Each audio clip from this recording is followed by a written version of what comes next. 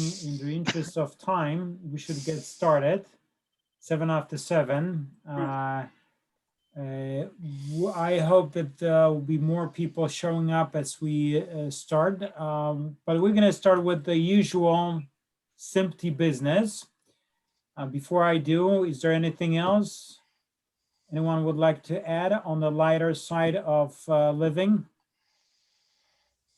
I guess not. Apparently there's a Frasier revival coming on Paramount Plus.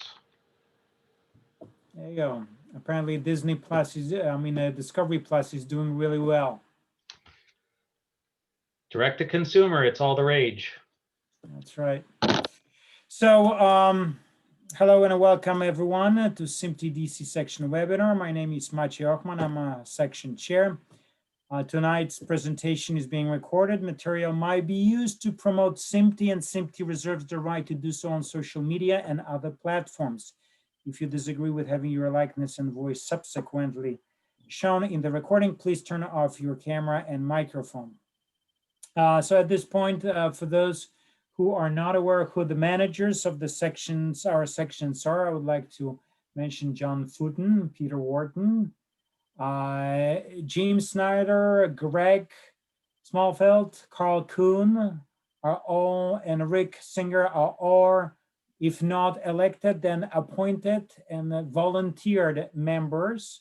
Why? Because they love what they do and they love the camaraderie that we have in our section. So welcome everybody. And if you need our help, here are the people that you can reach out to. And the best way to contact us is to really send us an email at managers@simptydc.org, and I will post that in the chat in case this sounds very complicated.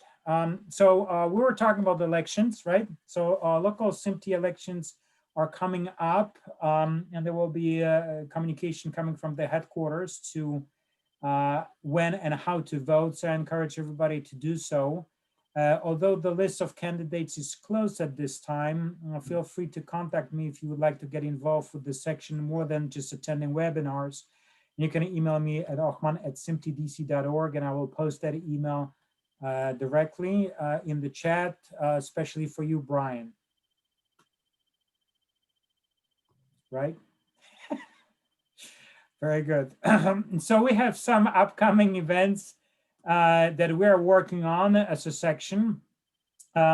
We'll have short conferences / webinars, panels, presentations on a variety of topics that we hope to start in March. We are still in the process of coming up how this will look like. We hope to bring in vendors and high caliber presenters on a very specific topic, and then have a conversation with everybody about that topic. So if there is a specific area that you're interested in, please send us an email with your ideas, and we'll try to include this. And again, that would be at managers@simptydc.org. Also, I would like to mention that in the meantime, if you want to watch our past webinars, please check out our SMPTE Washington DC YouTube channel. I will also post the link in the chat. So there will be more stuff to come. We're very excited about it, and hopefully we'll be able to put something that will be quite enticing for everybody. In the meantime, John Footen and Peter Wharton put together a SMPTE Cloud Club, which will meet for the first time on March 11. There is a huge interest, as far as I understand, not only locally, but really from around the world. And I will turn it over briefly to John to really talk about this, about the details and what's really behind it. So John? Yes, thanks. So this is really Peter Wharton's idea. Did he join? Yeah, he did. So it's kind of a special interest group sort of thing, focused on cloud as it relates to media, and we'll be meeting on a regular basis. It'll be open to non-SMPTE members so that we can use it as kind of a recruiting tool for SMPTE as well. I'll post here in the chat in a second a link to register if you want to attend. The first meeting we're going to do, there's going to be a Cloud 101 presented by someone. who will put a media, with a media spin, but we're not making any assumptions about people's knowledge of cloud. We'll probably do similar to a SMPTE section meeting. We will do a presentation and then, conversation. We got plenty of interesting topics to discuss and debate. It looks like it's going to be really well attended. I have already 120 almost people who've registered. It looks like from all over the world. So one thing we'll probably have to do is to think about the timing of this special interest group. So I invite anyone to come. I'll get the link here. Peter, do you want to add anything? No, you're doing a great job. Thank you. So Peter, we'll be promoting the SMPTE section, SMPTE, not our section, but SMPTE in general, because they're from all over the world at the beginning of it. And then we're just going to engage everyone in a great conversation on cloud. It'll be a place to learn. It is a social place. We're not planning to drive standards out of this group, although we might be making some recommendations to SMPTE as a whole about things as we come along. But it's really a place for people who care about, the future of cloud as it relates to media to get to spend time together. Sounds good. Thank you, John. There will be more to come, but yes, please share that link with everybody. And I guess please feel free to share that link with others who might be interested. Right? We want as much exposure to it as possible. So right now, before this is the last thing that I wanted to mention, which is the SMPTE business. If you're looking for a job, or somebody's looking for a job, or you have a job you don't want and you want to nominate somebody, right? Please feel to post that information in the chat. I have some links that I'll be also posting, and never hesitate to contact us if you have at manager SMPTE managers at SMPTEDC.org. You can always contact us with job postings or job inquiries, and we'll try to help you as much as we can. So this was the last thing before I want to turn over to the presentation to James. So who is the producer of this event, and he is also 2020 SMPTE James Lindler Archival Technology Medal recipient and a SMPTE Fellow. So James, please get us started on metadata. Thank you, Maciej. So the presentation tonight, we are welcoming Yonah Levenson from WarnerMedia. At WarnerMedia, she is the manager of metadata strategy and taxonomy governance and leads efforts to extend terminology consistency for the enterprise while adhering to industry standards. She received her master's in library and information science from Rutgers University. She is the co-director, co-founder, as well as an instructor of the Rutgers Online Digital Asset Management DAM Certificate Program, which launched in September of 2019, and I'm sure she'll mention some more about it during the presentation tonight. And that's pretty much all there is to say for introductions. The one thing I would like to say is if you have questions for Yonah, please put them in the chat, and we will be happy as time permits to pose the questions. And there will also be a chance, the presentation is in 2 segments tonight, and you'll have a few minutes between the segments. If you have some questions you'd like to ask, or if we haven't gotten to all of the questions in the chat, there will be a chance for us to catch up at kind of the midway point of the presentation. And of course, if something doesn't occur to you tonight, or if you're watching the recording of this, please feel free to use the contact info either for SMPTE DC or for Yonah herself for any follow-up questions that you may have. And with that said, welcome Yonah Levenson from WarnerMedia. Thank you very much for that lovely introduction, and I'm really pleased to be here. James and I have been talking about this for close to 5 months, I would say, at this point, and the fact that we actually have the date and we're actually getting started is quite thrilling. Exciting. we It know how feels to have a good. good time because it's all, you know, metadata and data and all that fun stuff. So without further ado, I'm just going to go ahead. There's two parts to two separate presentations tonight. One is an overview of metadata. It is some of the information that I'll be presenting is similar to one of the sections in my metadata for digital asset management course that I teach at Rutgers as part of the DAM certificate program. And then the other part is I'll be presenting on the language metadata table, which is an up and coming standard with language codes. So that affects all of us, whether we realize it or not. So I'm going to go ahead and I'm gonna share my screen first. Share screen and my desktop too. And here we go. Of course, and now I have to play. There we go. Okay, so you guys, you're just seeing the single slide, correct? Yeah, that's Correct. Okay, Correct. and I do have the captions turned on. I've started doing this in governance meetings that I run at WarnerMedia, and it can end up being helpful, although sometimes a little distracting during presentations, but it's really helpful when one is going through the presentations later with recording, because sometimes you go looking for specific information. So as per my introduction, I'm Yonah Levenson. I'm the manager of metadata strategy and taxonomy governance at WarnerMedia.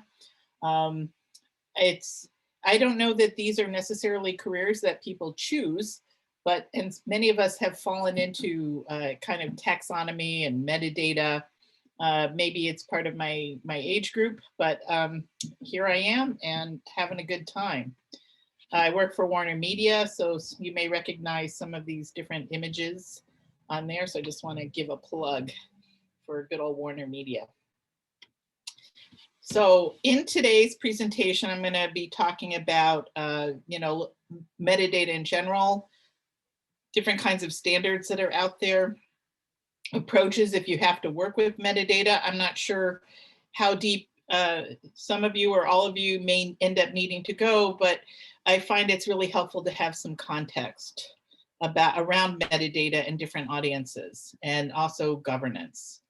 If there are questions, as James said, he will be monitoring the chat. We're a small group, so feel free to pipe up or put something in the chat, and I want to get your questions answered as quickly and easily as possible. All right, so there are 6 basic types of metadata. And what are they? Here they are. And descriptive, technical, administrative, usage, preservation, and rights. As you can see, if you think I can't count, there is a 7th one there, which is structural. And James, when I interviewed at that point HBO with your buddy Randall Lukow, the question that he asked me was, what are the different kinds of metadata? And I rattled them off, and he was like, that at least I knew something about what I was talking about for the job that I was being hired. And I think Finally, somebody who understands. Somebody understands me. And I think that the reason why I stress these, and I really go over them a lot in the course that I teach at Rutgers, because it starts to give some context as far as what is the metadata that we need to capture and why. So I'm just going to plunge right in. First one I'm going to go over is descriptive. So this is the metadata. Descriptive metadata is the aboutness. It gives, there's descriptive information, meaning that there might be keywords, or there might be a phrase or something, that all different kinds of information that's about the content. And this could be print content, it could be audio content, it could be video content. And I include some examples in here, such as like, what's the number of the project, who's the person, the author, the artist, the photographer. So maybe from a SMPTE perspective, it may also be who's the editor, the digital editor, who's adding in the captions, who's doing this, all the different while the technical is, does it have a caption? The people who do it, they want to know, sometimes we want to know who those folks are, but we also want to know about what's going on with the content itself. Can we describe it? Is there a descriptive paragraph? It might be short description, long description, the title itself, where this was shot, what time of day something was shot, different information that people often want to search on. It's often very easy to capture information up front when the content is first being created. And a lot of people don't think about that. So if you have that information because you're already there and you know about it, and you can put in 5, 10 little pieces of metadata, it can go really far when people have to search through the content later, because they're looking for, what was that thing we shot, just as the sun came over the Capitol or whatever. And if you have that little bit of descriptive information, it makes it easier for search and discovery. Next one is your technical metadata. And so that's the information about the digital asset. And it might include file size, the type of file it is, compression, etc. Often this information can be gleaned directly from the file itself. Somebody does not necessarily have to sit there and key it in and say, this is 429 bytes. It's just going to be picked up automatically. But people need to know, they want to know which version of the software was used to create the piece of content, because they need to know, what is there a particular editor or something that they need to use.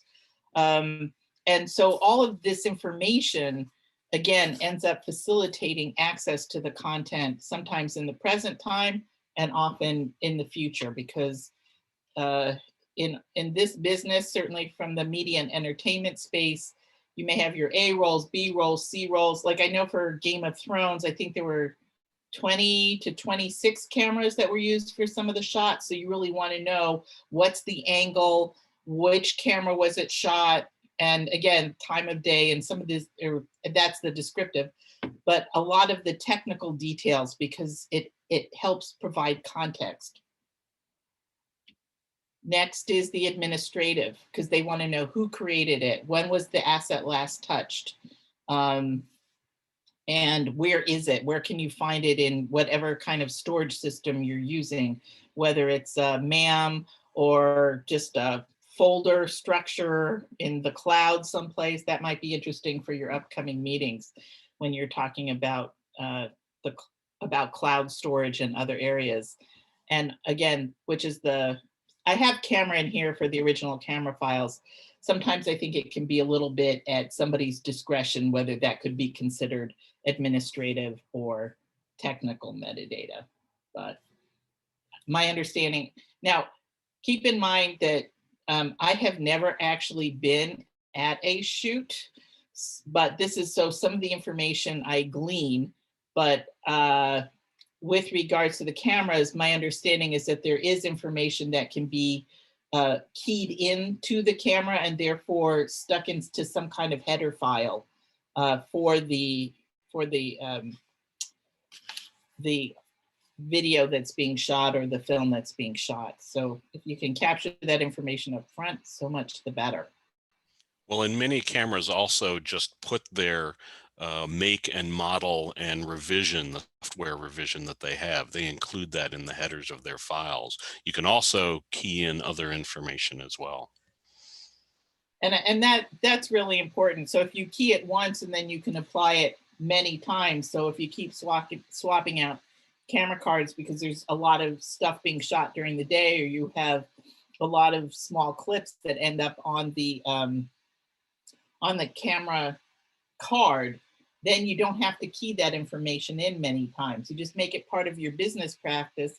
Maybe it takes you 5 minutes or 3 minutes to key in that little bit of extra information, but then it's there, and James can certainly talk about provenance of these different camera files, or any digital files in general. And the more information you have, the easier it is to discover.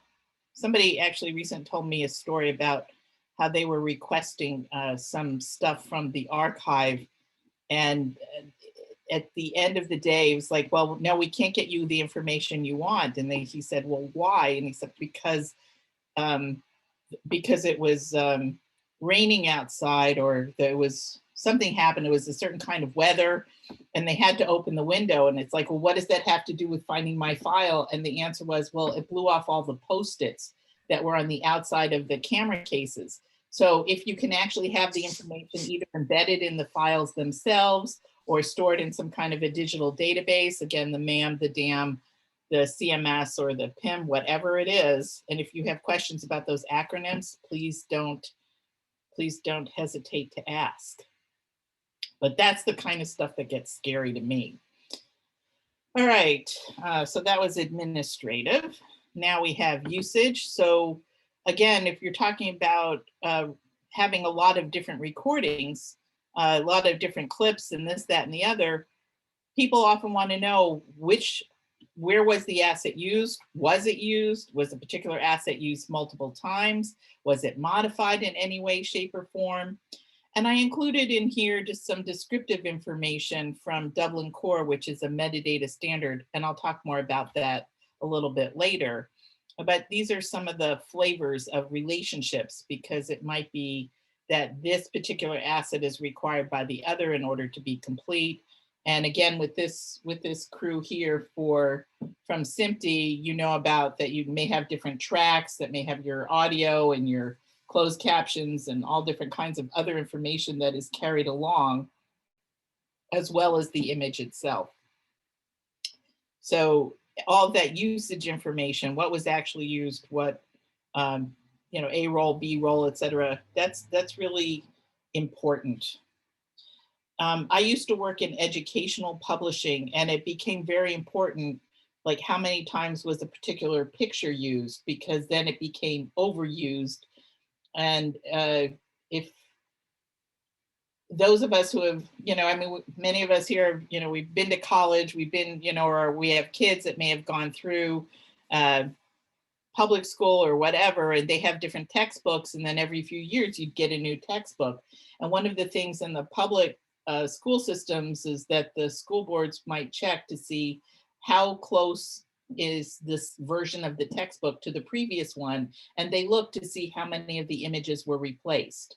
So again, to keep the content fresh, make sure that the kids' clothing looks current and it's reflective of the population, et cetera. So they really want to know like how many times a particular asset was used so that they can make sure they update it or it's not overused. And I'm sure the same thing happens with clips, or perhaps even with skylines. If you're doing like, you know, a shot of New York City, or somebody had, I believe it looked like Times Square. How many times was that particular clip with those people walking behind? How many times was that used? Structural information captures information about what is needed to put something together. So the way I tend to think of this is kind of like, sometimes it's like a table of contents of a book. Sometimes the word spine is used because you know that you need to have, if you're putting a book together, books sometimes are easiest for me because you know you need the cover, you need another, you know, blank lining page, then you may need a cover page, you need a title page, you need the copyright page, then you may need another blank page, and then the table of contents, and then the chapter opener, et cetera, all the way through to your appendix, if there is one, and an index. So you have to know how your content is constructed in order to put it together in the proper order. So structural, if particularly on a preservation side, they want to know what is needed in order to reconstruct this, because in this world also sometimes technology changes. So you want to be able to make sure you can put, maybe you need to convert the digital asset to something more current, and then you need to reassemble it in the new format. And the only way sometimes to do that is to know what order the files need to be in order to recreate it. I don't know, James, do you want to add anything there about structural, if I may call on you extemporaneously?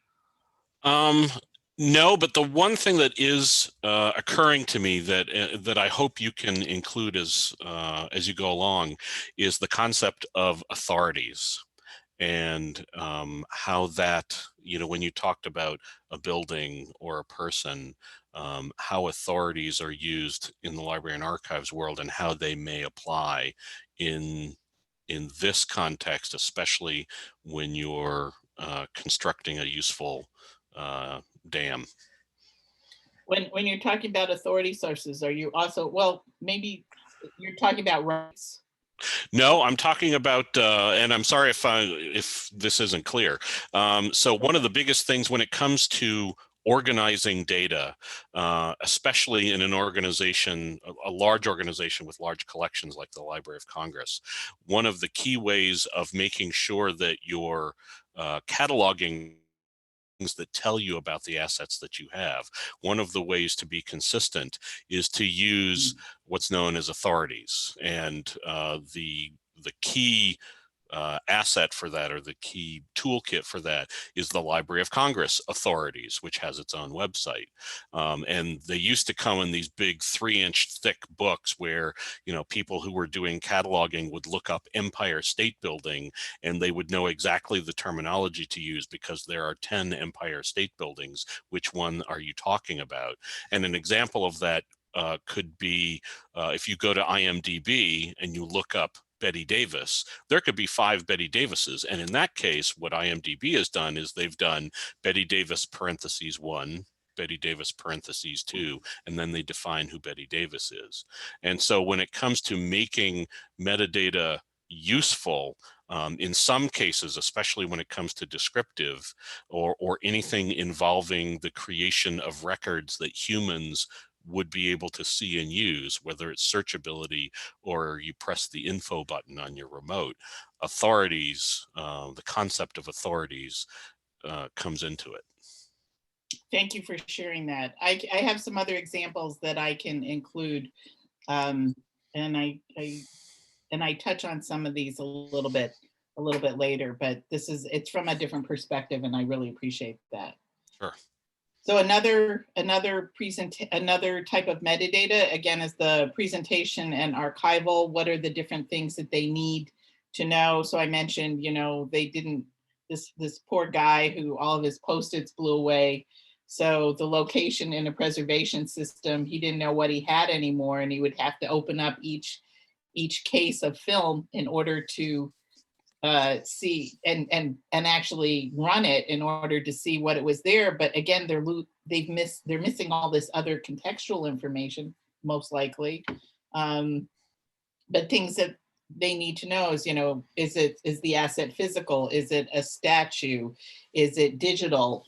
Is it, and if it's digital, then you may want to have a checksum to make sure that the file sizes are the same if you transfer from one place to another.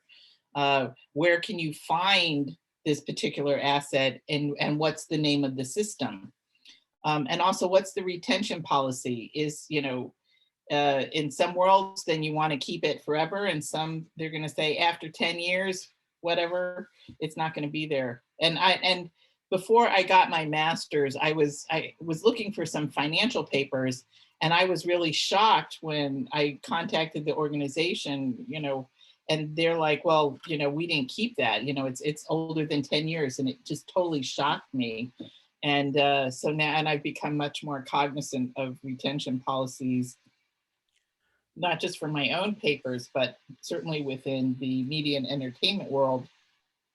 There's also, if you license information, if you license content, how long can you actually keep it on your system? At what point do you have to get rid of it because you're no longer allowed to have it? And how do you do that? And how do you design your system so that this way it's easy to remove, and you remain legal because you're following the policy or the agreement that you made when you licensed that image or the content from the other organization.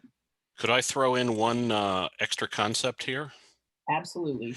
So you mentioned checksum, and one of the key aspects of creating a large-scale archive has been using checksums not only to validate whether or not there's been, what the file size is, especially when you transfer from one storage system in a workflow to another storage system, but also using what are known as cryptographic hash checksums, CHCs, like SHA-1, like MD5, like SHA-512, which not only show you, the hash that develops, the numerical value from that file that develops, is basically a recording of the bit pattern in the file. So if even one bit flips, the file can still be the same size, but a bit might have flipped because of corruption in the storage system or corruption in the transmission path. That checksum, that hash value can be applied at the other end of the line, whether it be you're pulling back something from storage or you are looking at an archive 20 years later and tell you whether or not you've got data corruption in your storage system or in your transmit path. That's a key use, a very important use for checksums, especially for anybody who's keeping digital collections going forward over time. So all these different, again, these are just a few things, but I think people don't always realize how important they are. And James just gave these great examples of that there's more, again, from that preservation size, but and with also, if I may, with regards to checksums, sometimes it's just, did my whole file make it over to the distributor of my content? Are the checksums the same? Is my content complete? So that's one of the things I want y'all to think about, which is really who are the other audiences for the metadata? And I'll be going into that a little bit more as well. Next is rights. Next and last is rights. So this again gets back into that the intellectual property, licensing, permission, legal information, contracts, who cleared this. No matter where I've worked in my career, somebody always wants to know, can I use that? Am I allowed to use that? What context can I use it?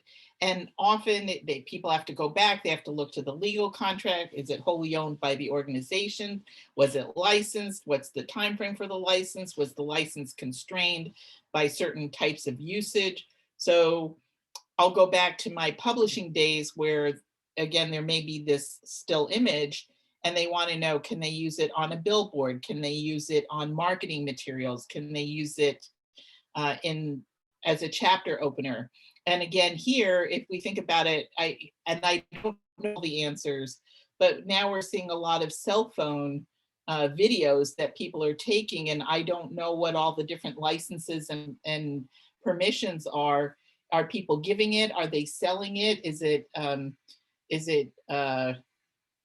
unique just to that one organization? Is it just licensed to that one place? And just because you hit record on your cable box, or you held up your own cell phone to it, are you allowed to make a copy of a copy? What are the constraints, and how do you not get sued? That was something, I think I'll go into an age thing where there were a lot of kids that I worked with who were up and coming. This may have been their first job out of college, and they were used to searching on the web and just taking whatever the heck they wanted, and didn't really understand that they couldn't just do that, whether it was, and that it had to be cleared. There's the Creative Commons standards, there's a bunch of other stuff out there, but it's really important because you don't want your organization to get sued because somebody thought it would be really cute to put this little meme inside something, but it turns out it was licensed. Bernie Sanders made a whole bunch of money, I think, licensing the picture of him with his mittens. And there's a lot of money that went to a food bank in New Hampshire, to Vermont as a result, because he licensed it. Yet I know my cousin did a really cute meme with her son and Bernie camping. So that kind of stuff. So those are the 7 different kinds of metadata. So as you do your jobs, as you go through your day, as you do the filming and you think about what metadata you may be capturing, you might want to keep in mind who are the different audiences for these 7 different kinds of metadata, and then and where else it might be used. Who's the audience for it? And we have one question. Let me go ahead and pose it now if I could. Yes, I was just going to say, does anybody have any questions? So Phil asked, are you using artificial intelligence, AI, to create metadata tags? I am asking because keeping up with all the possibilities and needs for consistency has an incredible amount of variations in tagging that can occur. AI learns as it goes along. So I think it really depends on the organization with regards to AI. And then the other questions then become, which of the different, let me just actually go back to these different kinds of metadata. What could you capture through AI? You may be able to get information, descriptive information, technical information. There may be administrative information with regard, because your system, if you're logged into a particular system, they're already going to know who you are. If your system is smart enough to know that you took this particular clip and worked it in, there's that kind of AI or automated metadata capture. But where a lot of people are doing stuff with AI is through the descriptive. They're looking at the color, they're trying to analyze whether it's the mood, what's the mood, how many pictures or how many people might be in an image, are they smiling? They may be looking at ethnic background. In the media and entertainment world, they might want to know if the characters can be recognized. This way they know who was in which scene. However, you often have to train the AI systems so that they can recognize these different kinds of metadata. Well, and if I may, part of the second part of the question, which was the need for consistency, given the incredible amount of variations in tagging, that's also where concepts like authorities come into it, where if your AI identifies the Empire State Building, part of what you also, if you want to be consistent across not only your own enterprise, but perhaps across an entire field like media and entertainment, one of the things you might want to have a consistent term for the Empire State Building that's in Manhattan, New York City, state of New York, United States of America. And so that's where authorities come into it, is where you have consistent names for things like Betty Davis. Which Betty Davis are you talking about? Right. And also, I mean, from a geographic location information, I think there are different kinds of geocodes. You can also get the coordinates of an image, so that you know that this is the Empire State Building in New York City, because it's got the map coordinates in it. And so they can nail down what it's supposed to be. And then you can go to the authority source and say, if you're looking at the building in this particular location, here's what it's always called. What people don't always understand is that somebody has to may have to create that authority list. It's not necessarily something that an AI engine can create on the fly. And also another thing with regards to AI, we've had a lot of discussions about this, is that sometimes you may want to use 2 AI systems because you may have subconscious bias that's built into the AI. So if your terminology, if you only do it or try to apply descriptive metadata from one AI system's perspective as you train it, there may be lost information, or it may be skewed a little bit.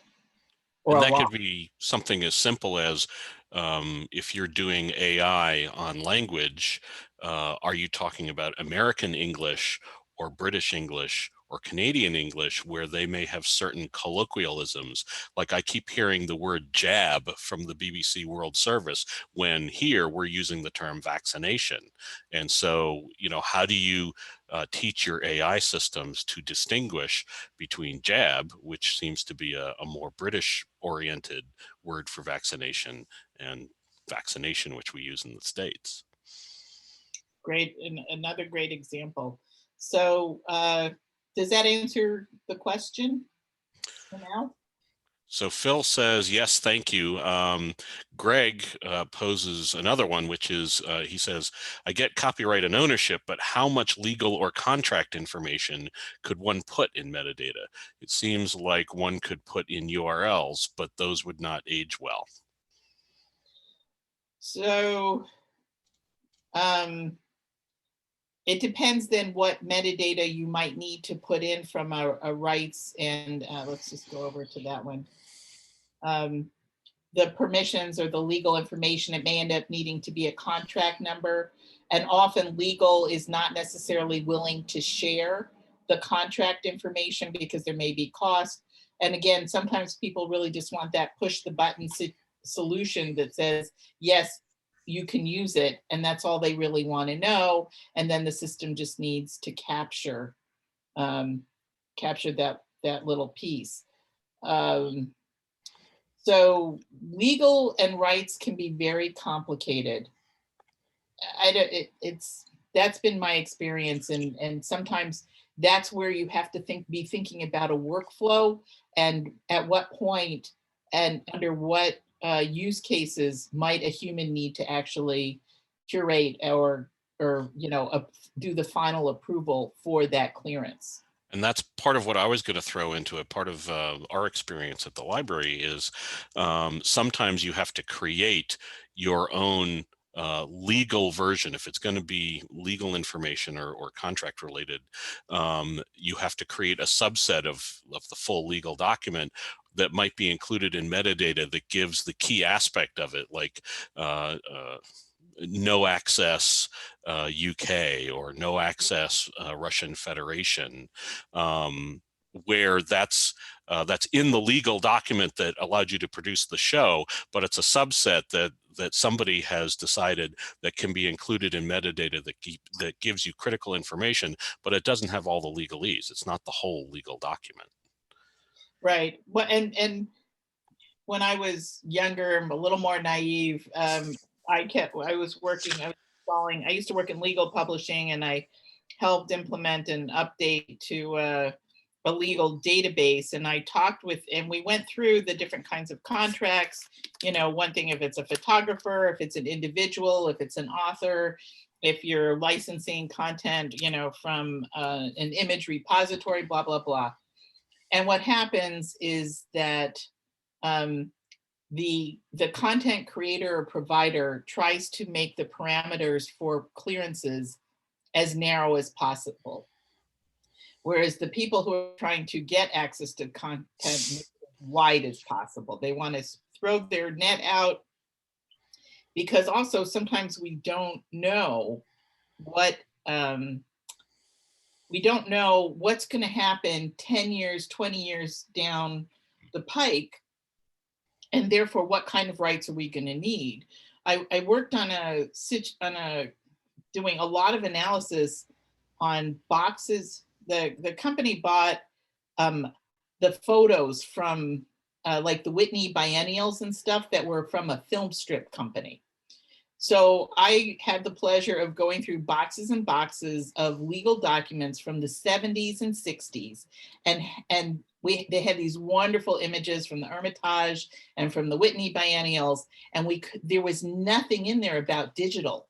So we could not figure out how to legally use them.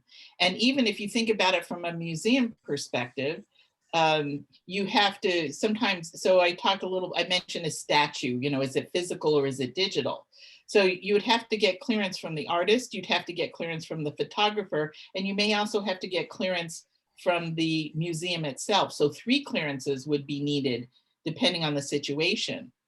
And also, if you're dealing with people, you may have to get permissions. You can hang up your sign and say, this area is being filmed, but sometimes you also need to get clearances from models or the people who are participating. So it gets really complicated. Rights is about the most complicated you can get.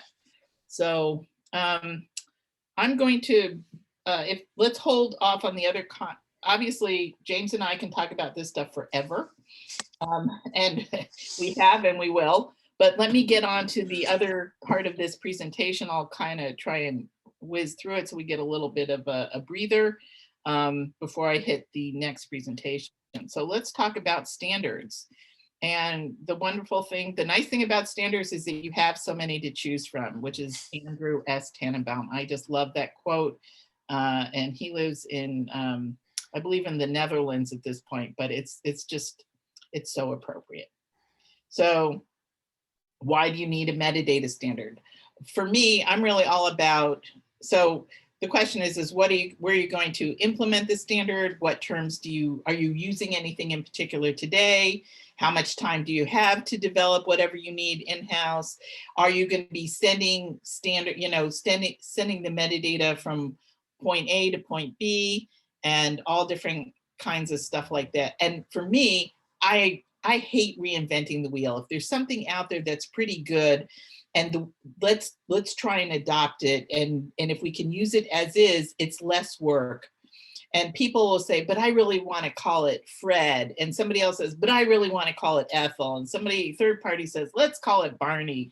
And it's like, why? Why do you want to change this? And who's the different audience? Who are the different audiences for this?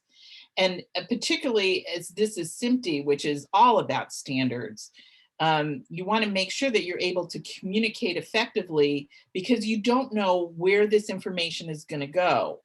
Many of us, I think, so I work for WarnerMedia. I was hired as HBO a year and a half in. Then it was, and so HBO was part of Time Warner. Then we were like, okay, AT&T is going to buy us. Now we're WarnerMedia.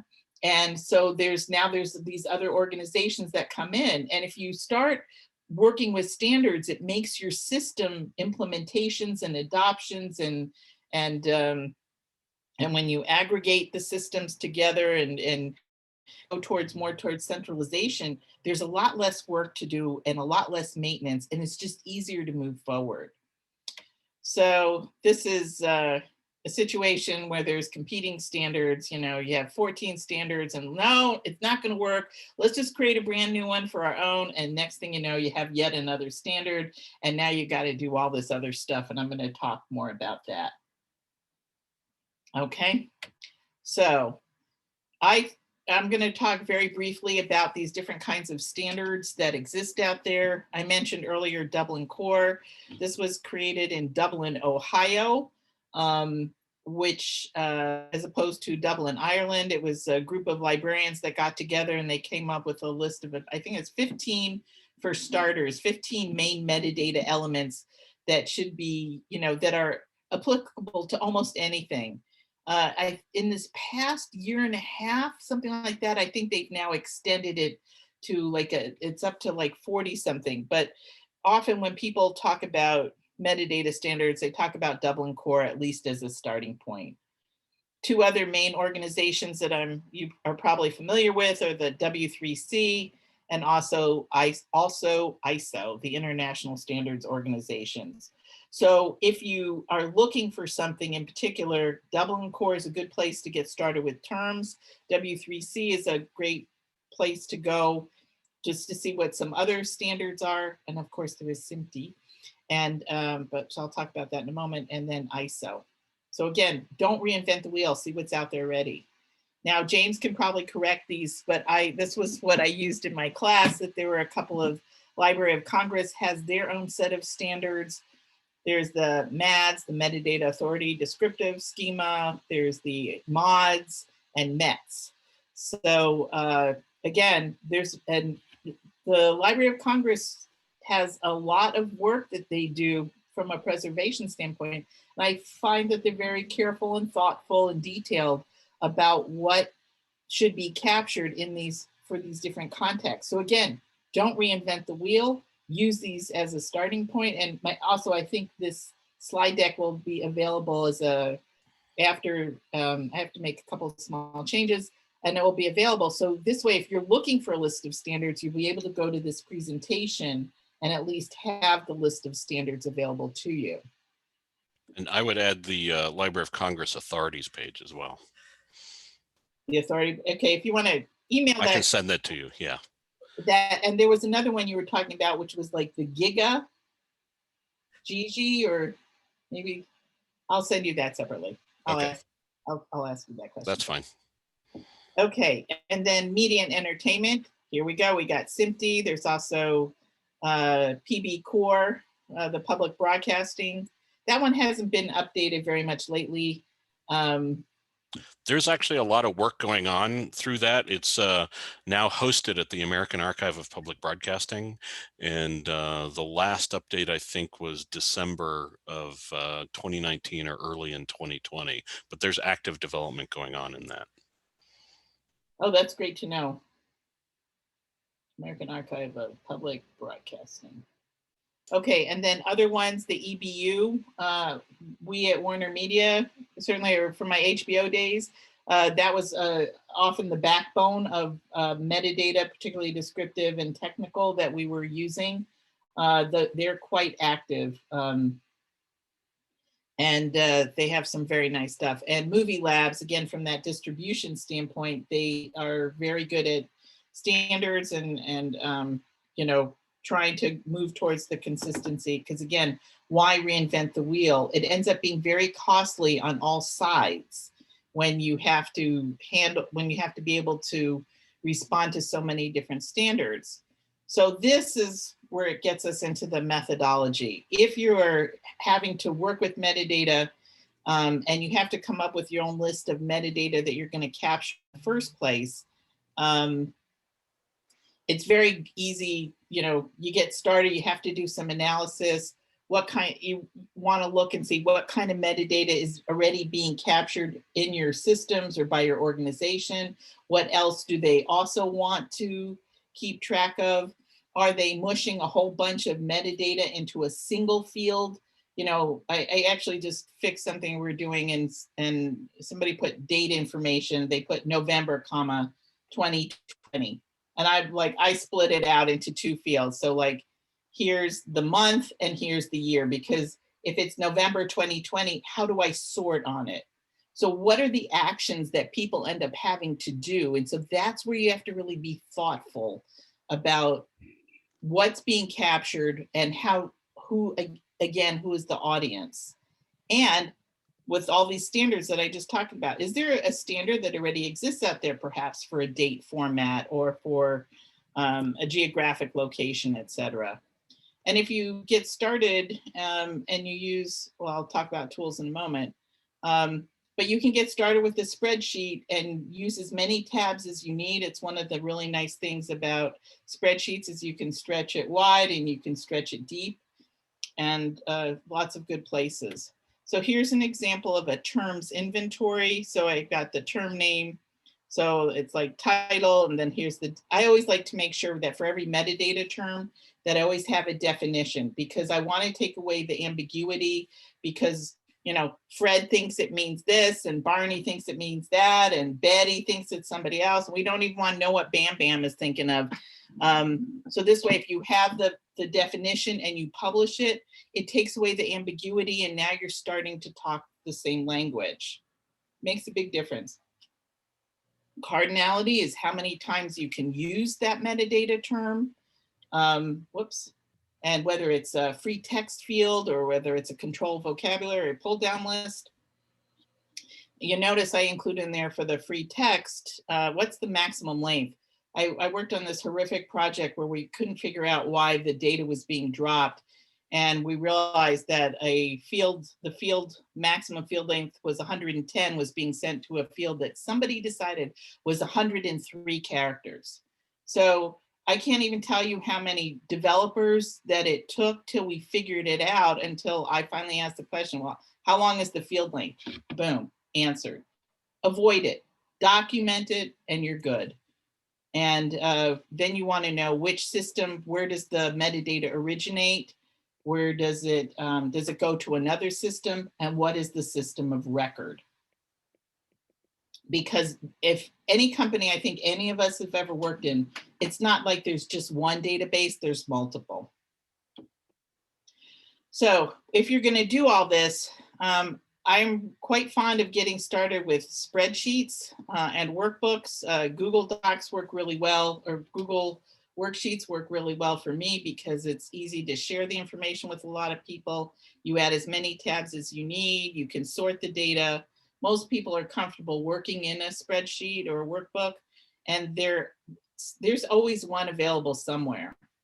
Once you have nailed down as much as possible what your terms and your control vocabularies are going to be, if you have the luxury of having a taxonomy tool or an ontology or graph, these also can go into graphing tools.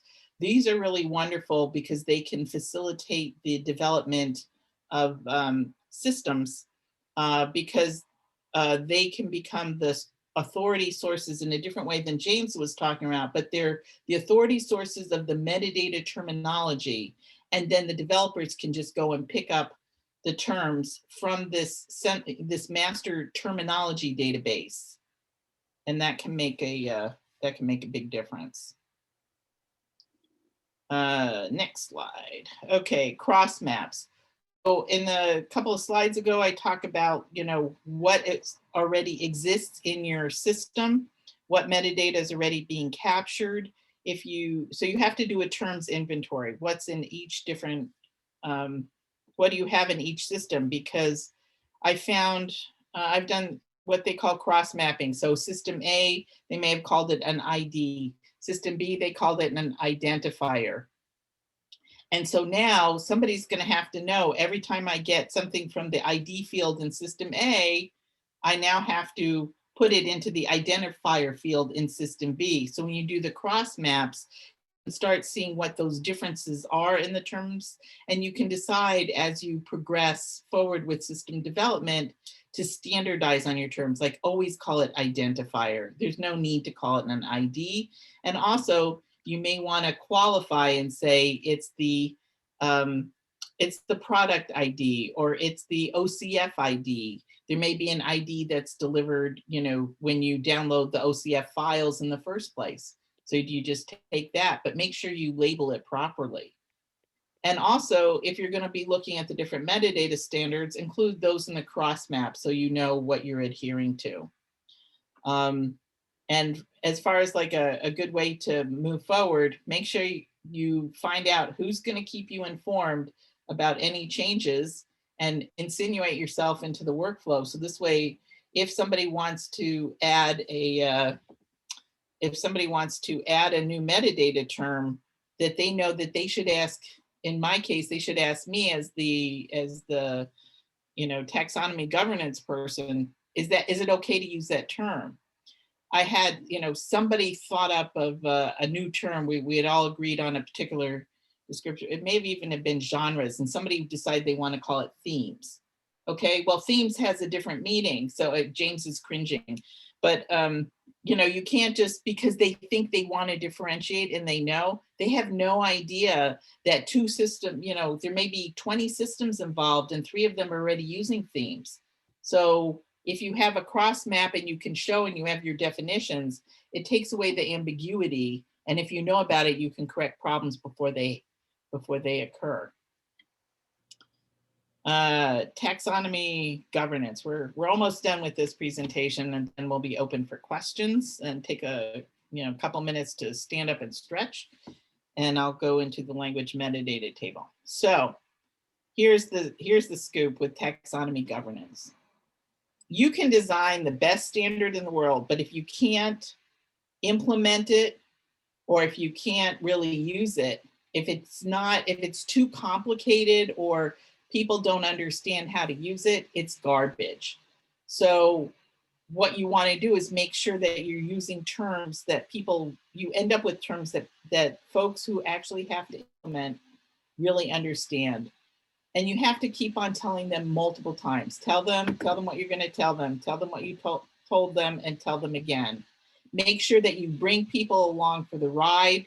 Don't assume that you know better than they do, because there's always a gotcha in there. So if you make sure you get participation in the terminology, in the determination of what the terms are going to be, and you get sign off from them to say, yep, I agree on this term, it's a good one, then you're going to get participation, and the implementation will be successful.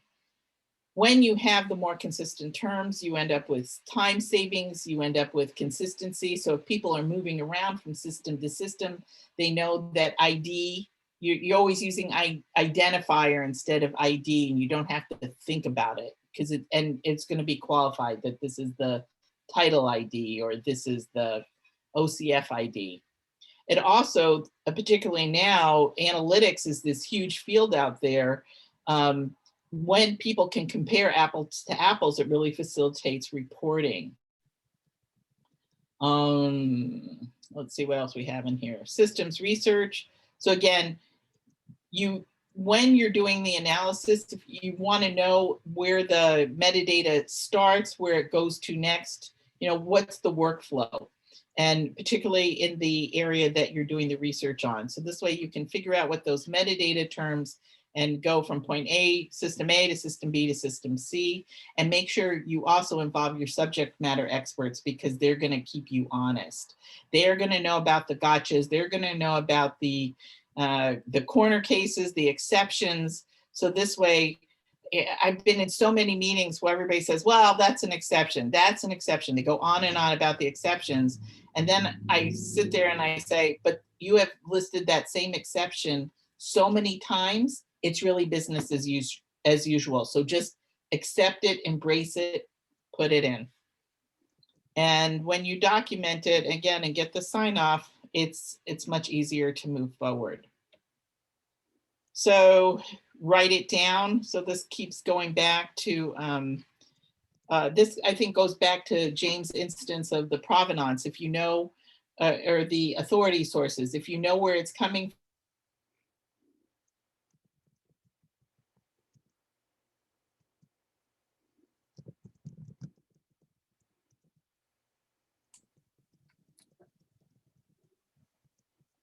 Could anybody else hear Yonah, or did we all lose her? No. We all lost her. But what's I think we interesting is lost her. that the closed captioning is working.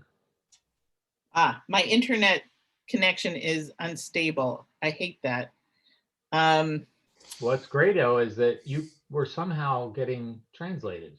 I just thought we lost the text to speech. No, it's, well, I'm still here. We'll keep on moving forward. All right. Yeah, we hear you now. Great. Thank you for letting me know. For taxonomy governance, these are often the kinds of people that are participating, just so you know, because it may come up in conversation. You want to make sure you have your production team members, the people who are, these are examples, the data analytics folks, your subject matter experts, and make sure you have them from the lines of business as well as technical, because everybody has to partner. And then if there's other kinds of metadata and taxonomy sources. So again, going back to the few standards that I mentioned before. So the internal standards, whatever you're using today, public standards, and then, how are you gonna make sure that your content or the metadata that's captured is quality metadata.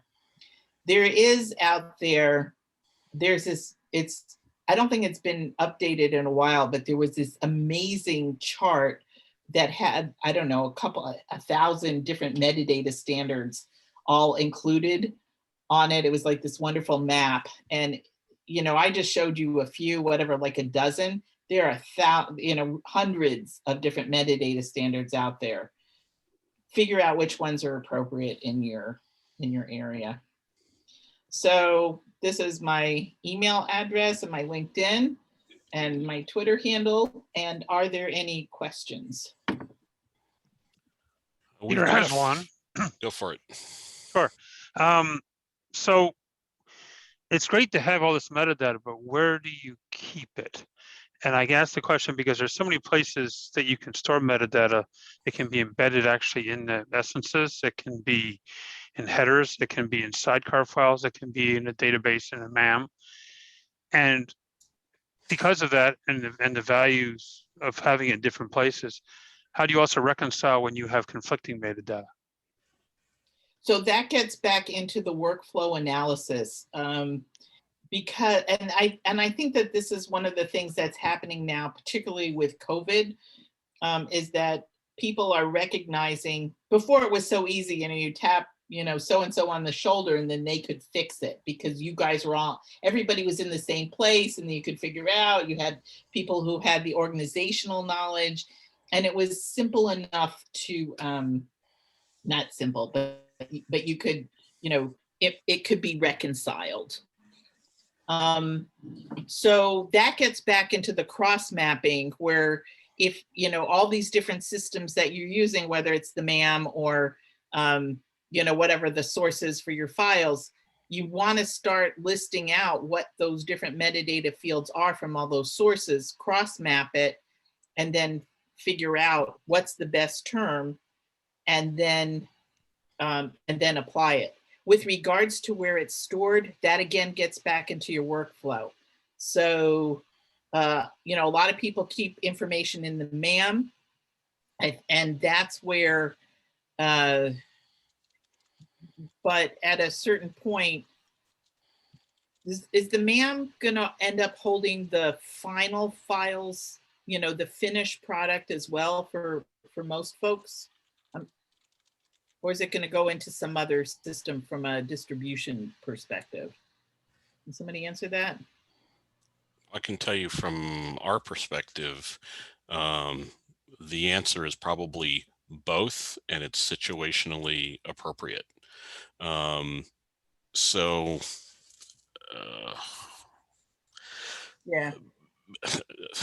Without going down, it's hard to say that without going down a rabbit hole. I wish I could say more, but so basically, one of the things we've realized in taking a look at not only the metadata that's available today, but also asking the question, what metadata do we need to do our job as archivists? And we have some specific needs at the Library of Congress because we're the copyright office too. So we've got copyright registry related info that most people don't have. You know, where do we put this? Where do the values sit? What vocabularies or what authorities are they based on?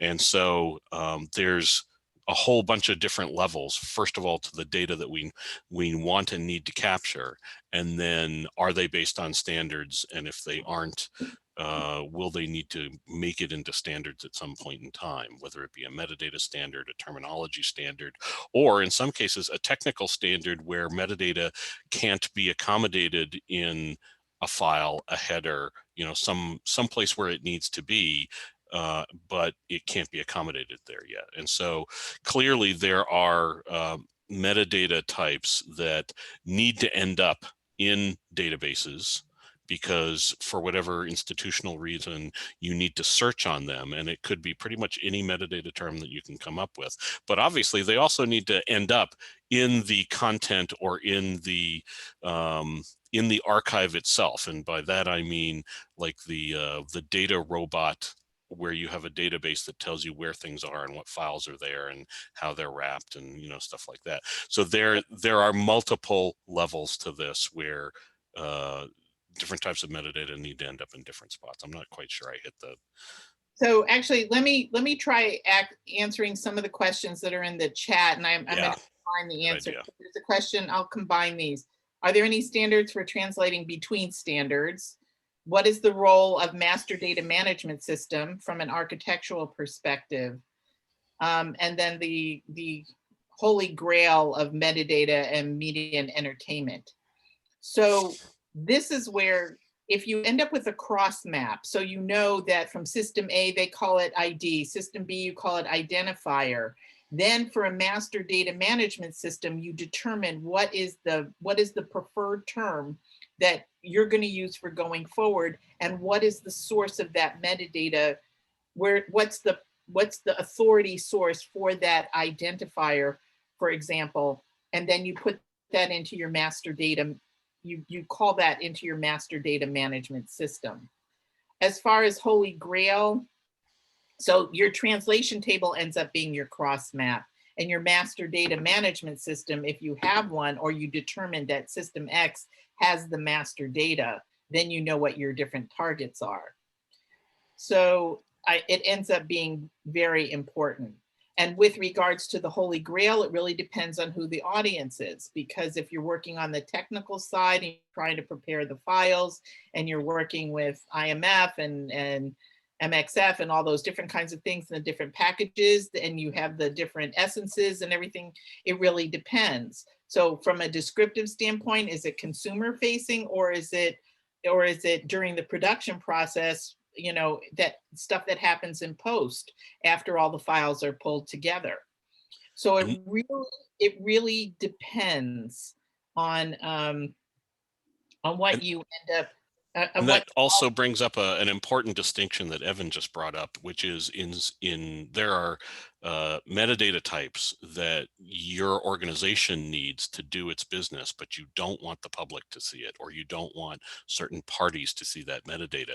In which case, and this is where certainly we've done a fair amount of work with standards organizations, because the standards for determining whether or not something gets released outside of a channel or through a searchable index, that's a metadata flag in and of itself. Externally accessible, yes, no, or accessible to certain parts of the enterprise, yes, no.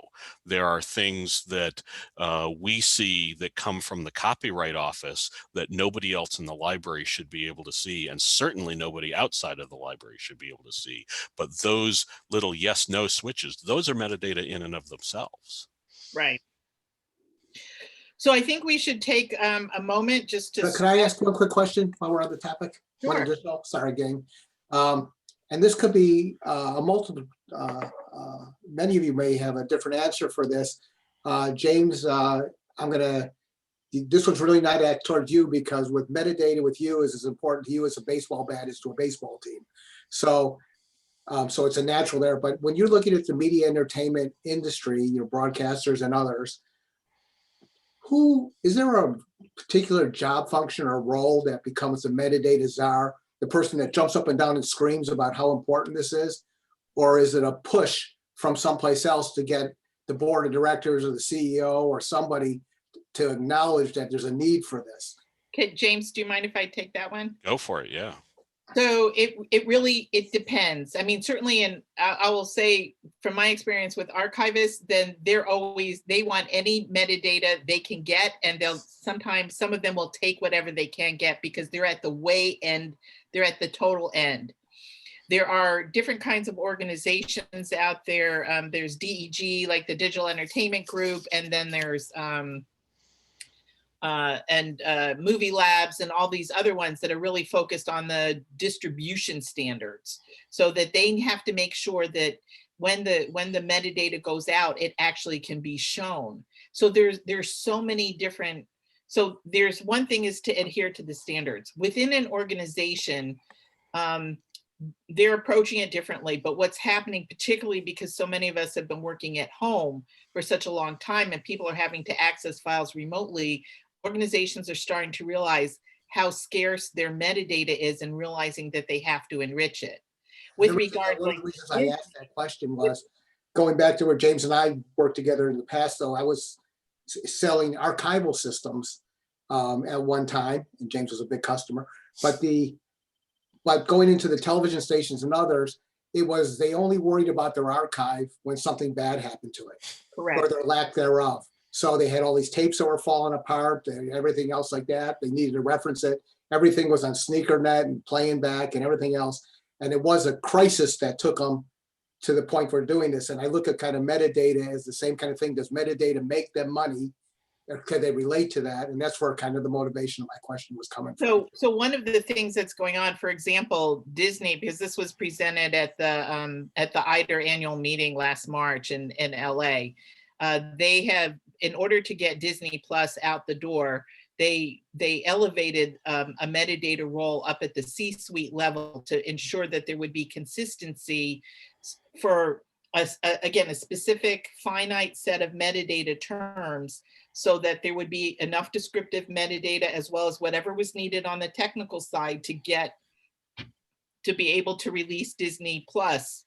And they did a great job, and they're an organization that's really moving towards centralization.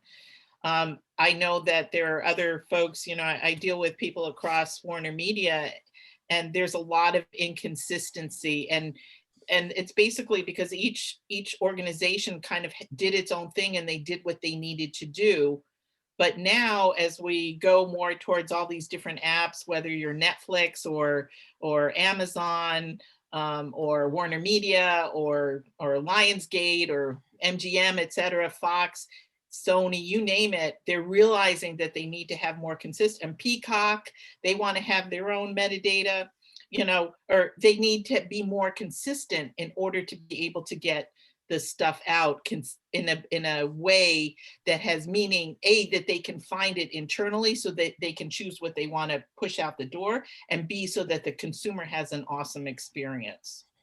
Thank you. Welcome. So why don't we just take, it's 8:22, we just kind of stretch for a moment, and you know, 1 or 2 minutes, and then I'll get started on the language metadata table. Does that sound like you talk amongst yourselves? Sounds good. Stretch your legs.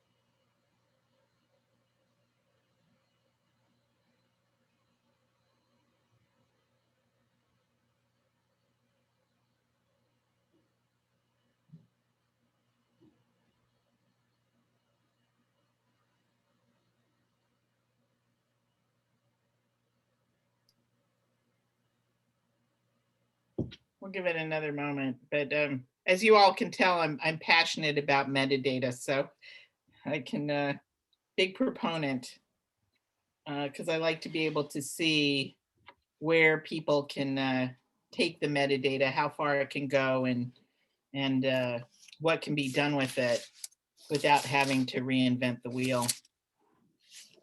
What do you think is the most innovative thing you've seen in terms of a consumer experience that makes good use of metadata? Oh boy. You mean from a media and entertainment perspective? Yeah. I don't really know. You mean from a consumer? Yeah. I don't really know. I know what I'm looking for as, you know, I like to be able to do advanced searches personally. Rather, I'm not as much of a browser when it comes to, you know, we have Netflix, we have HBO Max, and, you know, I have Amazon Prime and, you know, and my cable TV. But it really, I don't really know. I don't really know from that. I mean, I like Amazon. I can do a lot of really good searches in there. And I know that we'll just keep on moving forward, isn't, you know, in the media and entertainment space as stuff starts to become more consistent. Well, if I could give a higher level or a broader level perspective, since we deal with so many production entities, you know, in so many different ways, not just media and entertainment, but we deal with publishing, we deal with periodicals and stuff like that. One of the things that we've learned is that, especially for those of us who have to deal with everybody, we have people who are responsible for their areas of metadata. In other words, their markets or their institutions that they're dealing with, commercial and non-commercial. And so what we've realized, at least at the library, is for very large collections going forward, having a group of people with perhaps 1 or 2 being coordinators to get familiar with the different types of metadata in the different market areas, whether they be different market areas within or different companies within media and entertainment, or different market areas as in publishing versus media and entertainment, is crucial, because having a tight group of people who can talk the language of metadata of the various different groups and compare and contrast and figure out how to coordinate between these disparate types of metadata also allows things like standards to start presenting themselves, where it's like, oh, well, my favorite example is the word title. Oh, God help us with the word title. You know, what does it mean? What does it mean in this context? What does it mean in that context? And so at that point, if you can participate in standards organizations or participate in the writing of standards that allow conflicts between words, where title can mean 5 or 6 different things depending on the context that you're in, making sure that that doesn't happen in the future with things, you know, this is where things like the language metadata table and other types of either standards or coordinating organizations like IDER and ACES and IMF can come in handy, where we know that we have heterogeneous metadata that means either the same word means different things or multiple words mean the same thing. You can front load the process so that you don't, quote unquote, make the same mistakes in the future, or you don't keep having the same problems over and over. That's part of where we are, is figuring out where we are today and what problems we can still solve, even though we still have to live with the ones that have come before. So on that note, I'm going to keep moving forward and now pop into the language metadata table. So I'm going to talk about the language metadata table. So this is just a few of the organizations that are committee members and contributors to the language metadata table. I'm sure you recognize many of these logos. It's quite a group, a lot of fun people, and organizations are committed to it. MESA is one of the sponsors is the initial sponsor of the language metadata table. I don't know how many of you are familiar with MESA, so I just threw in a couple of slides in here so that you know, they're a global community and they come from all over. I'm not going to read this to you in the interest of time, but they're really trying to move forward and succeeding in making sure that they create community, MESA, and thought leadership. And one of the things that's come out of this is the language metadata table. So these are the different areas of focus for MESA. So now I'm going to pop in. So languages, there's lots of languages everywhere, but one of the problems that we ran into is that there was no single unified set of language codes, and that led us to the Tower of Babel, where different organizations had different language standards. So the scope is really to make sure that we are really only focused on languages. We focused on the script and the writing systems. We have endonyms and exonyms, so you guys can read those definitions. And whoops. And our mission statement, we wanted to make sure that that there was a unified source of reference for language codes throughout the media and entertainment industries. So we follow IETF BCP 47. We make sure, you know, the intent is so that we will facilitate efficient and consistent LMT usage throughout the media and entertainment space. And we make sure that the codes are vetted. We use a community. We have the working group. You saw the logos. I reach out to subject matter experts to make sure that we're finding the right codes. Periodically, we do find errors. And I don't even know how I missed this one, but we had Filipino and it should be Tagalog. So that's another correction that's going to be made. But let's go back to the beginning. How did this all get started? I'm sitting in a meeting and somebody's talking about what code are we going to use for Latin American Spanish? And the developer, the architect, was sitting in the corner and he was going, well, System A calls it SPA-LA, and System B calls it SPA-LATAM, and System C calls it LATAM span. And I, you know, I'm all about like, let's not reinvent the wheel. And I'm kind of like cringing and rolling my eyes. And I'm like, okay, we have to just come up with a single standard for languages throughout HBO, because this is crazy. Nobody should be having to go through this.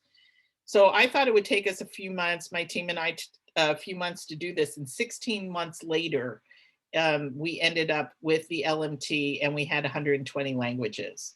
I presented this at a Mesa Alliance event. Oh, this is the wrong slide, because it should be this one. The LMT was presented at, I presented it at their Smart Content Summit, and there's the next Smart Content Summit is on March 16th. And I will be presenting there as well. And we should have a use case from somebody who's actually an organization that's implementing it. We formed a working group, and now here we are in 2021. We're up to version 3.3, and there are 239 plus languages, and there are about another 100 to 150 potential languages on the way. So we created this again because there was all this different confusion. And also, if you look at a lot of different language standards, or a lot of different metadata standards out there, they have one field for language. But we know here in the media and entertainment space that we need a field, we need to know what's the audio language, what's the visual or written language, is there, what might we need for localization, and is there another field that's needed for accessibility, for the subtitles for the deaf and hard of hearing, there's descriptive metadata, etc. When you adopt the LMT, it makes, again, we have these standardized distinction between the spoken, the audio, and the written languages. And if everybody, and this is the direction the media and entertainment is heading, if I am the content creator and I provide a code that the distributor expects, and then the person, and then the organization, whether it's the TV channel or if it's a movie theater or whatever, or you're buying a piece of media, so everybody knows how to interpret that. When they say ES-419, they know it's Latin American Spanish, and you don't have to think about it anymore. As we move through with the LMT, we make sure that there's a use case for each and every for each language. We just don't want to say, well, do you think we're going to need this, or do you think we're going to need that? We really try and make sure that there is actual content associated with the request for a language code. It will facilitate licensing. It's going to facilitate distribution, accessibility requirements, and also there's so much going on right now with localization. And people really want to know, is this content available in my dialect or whatever is out there? So we want to, the LMT really helps facilitate all these things because it's a consistent set of coding. So as I keep stating over and over again, there are these different kinds of examples. Again, it works for audio, it works for closed captions, burned in or forced narratives, accessibility. We have a number of different sign languages on there. Again, the subtitles for the deaf and hard of hearing.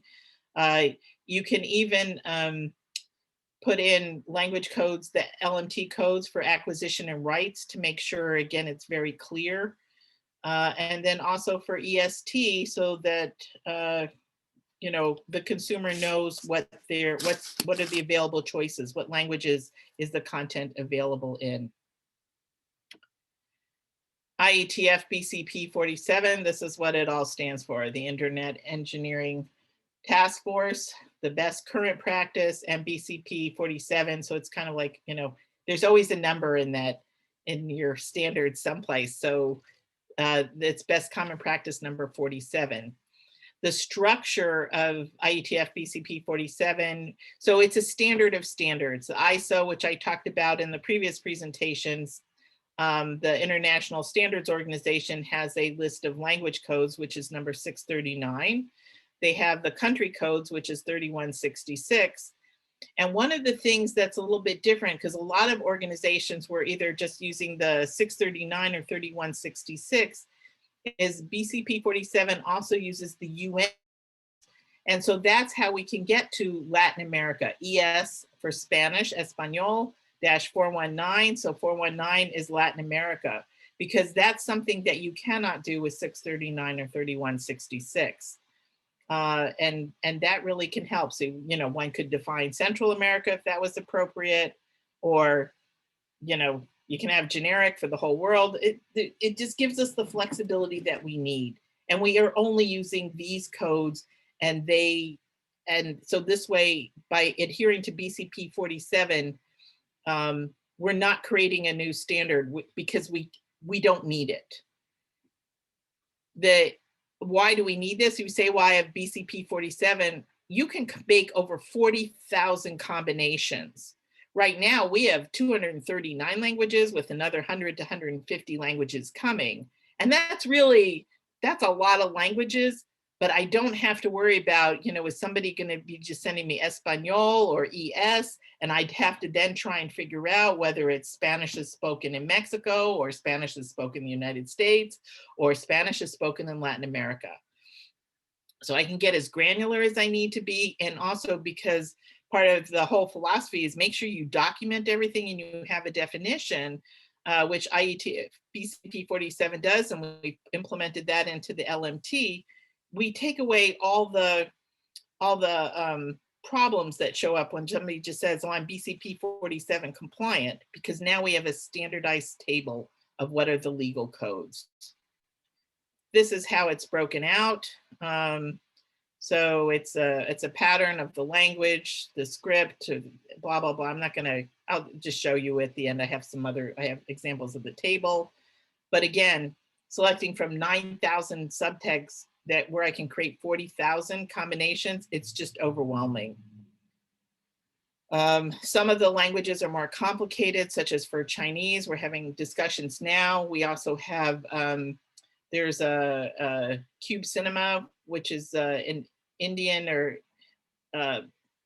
Indian focused, I don't know if that's the right word, content creator, I think, and distributor. They're working on the languages of the Indian subcontinent, of which there's about 63, because sometimes we really need language experts in order to move forward. So this way we make sure, again, that there's use cases, and we make sure that all the fields that are down in here are included, so we can address them.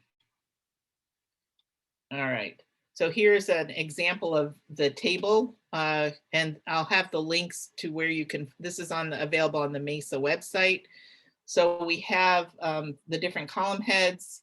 So these are some different languages that exist, and then each one adheres to, we make sure that there's values that are populated in these, that all of these fields are populated. So we know if it's part of a group, then each language group will have its own code. We have the audio code. Here's the ES-419 I mentioned.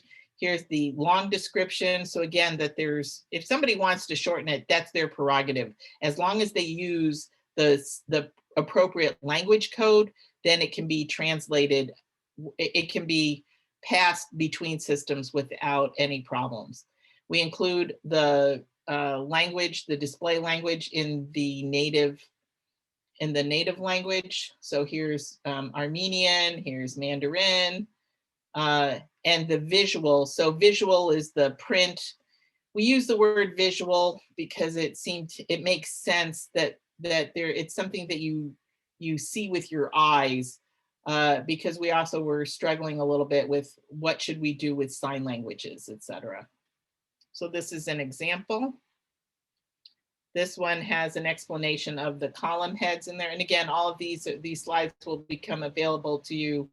I'll update them and send them off so that James can get them out however you guys distribute them. But explains what each one of the different fields are. So some of the languages,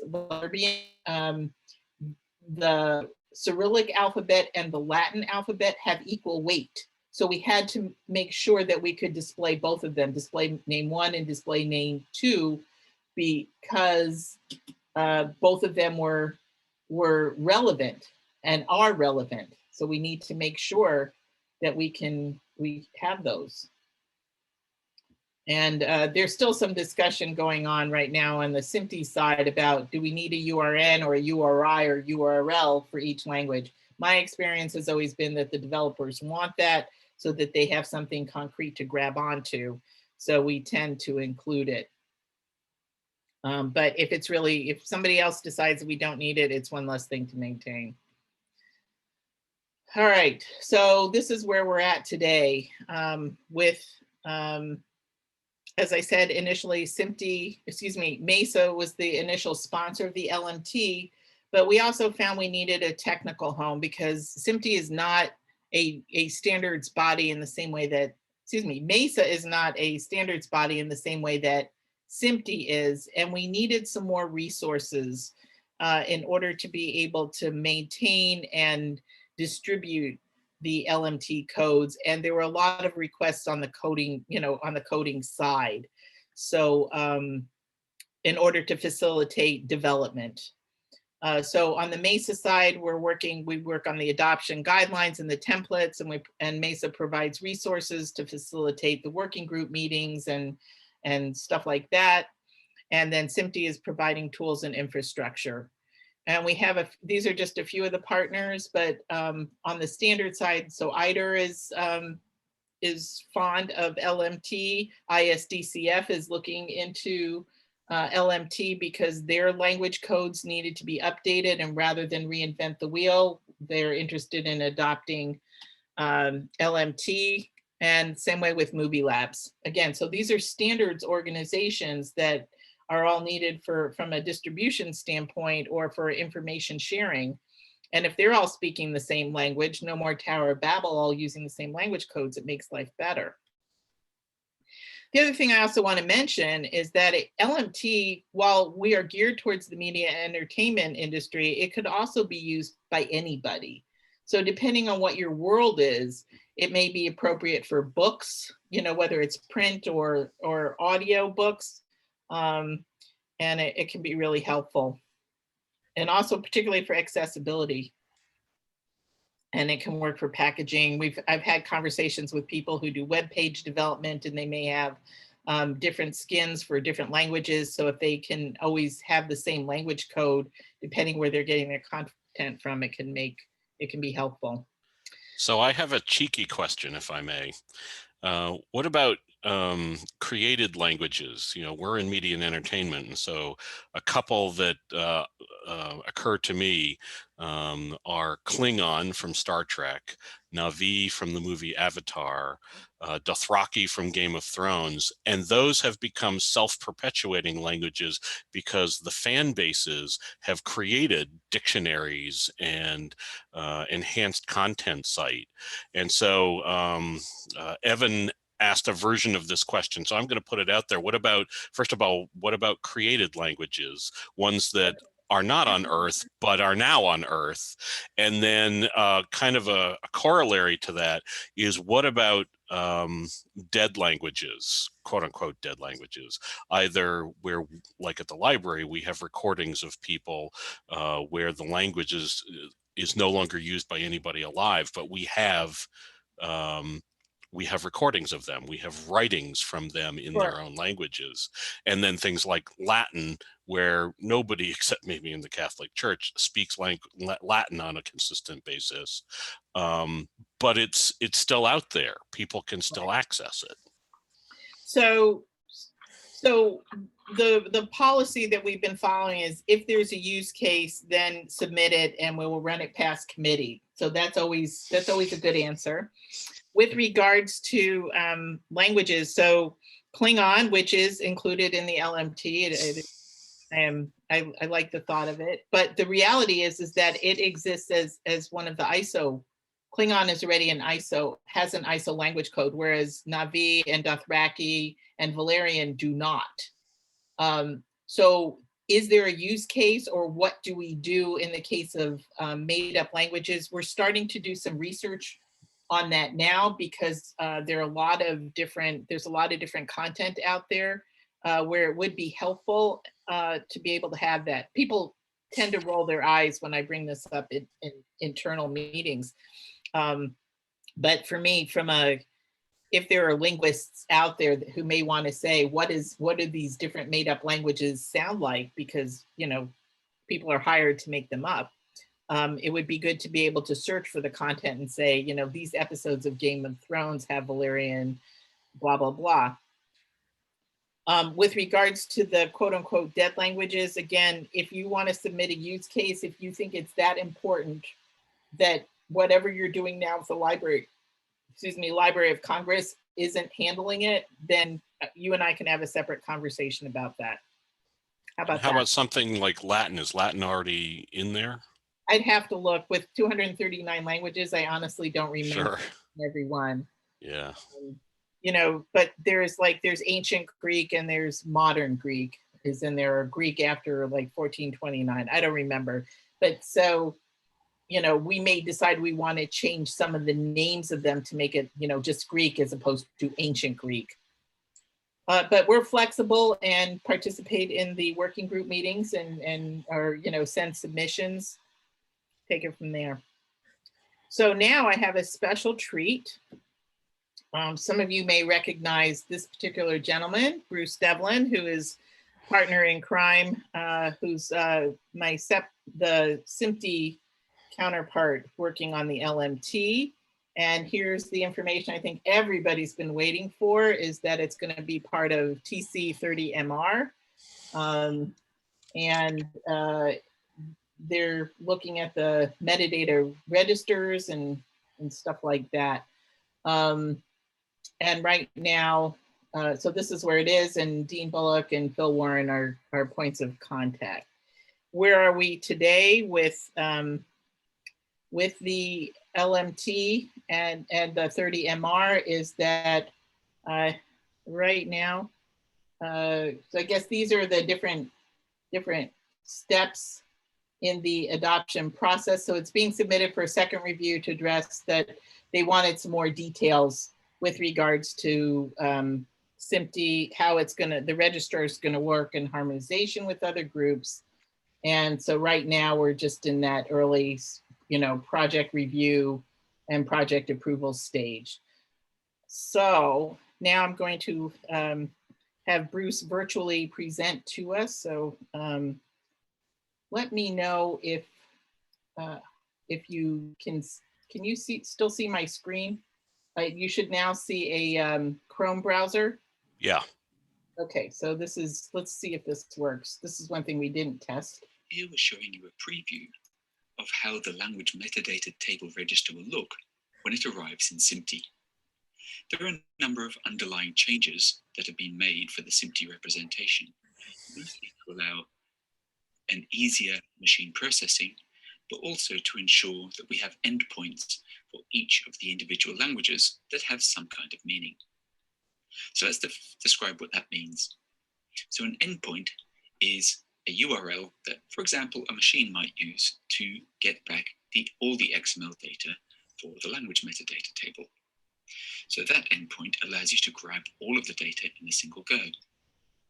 You might also want to get the latest schema to validate that your data or your extended data still validates against the schema and is still a valid language metadata table. We also have the control document. Now, this is the document that will eventually go through the SMPTE standardization process to define the structure of this register and how it gets updated. Our goal is to put this register through what we call the public CD process so that we can road test not just the data and the presentation and the tooling, but also check that the process is appropriate for uploading and updating new values to the register. So the tooling itself is intended to give you these endpoints where you can grab the fundamental documents, but also some opportunities for human interaction. So for example, there's a way to view the XML of the underlying data in a color syntax highlighted way. There's also the ability to view the schema in a correspondingly syntax highlighted way. But humans tend to like things like looking at data in tables so that you can cut and paste it or find the value that you want or do a lookup in your native script. But there are more than one table. You might also want to look at the data arranged by group. So here are all the different language metadata groups with the languages organized within those groups. You might also want to validate that your version of the table validates against the schema. So we're providing a schema validation tool to make certain that the XML and the schema agree with each other. I'm currently working on a diff tool so that you can figure out what's changed between any two versions, and also a conversion tool, because we know that multiple people may want to convert to and from their own private format for storage in ontology tools, for example.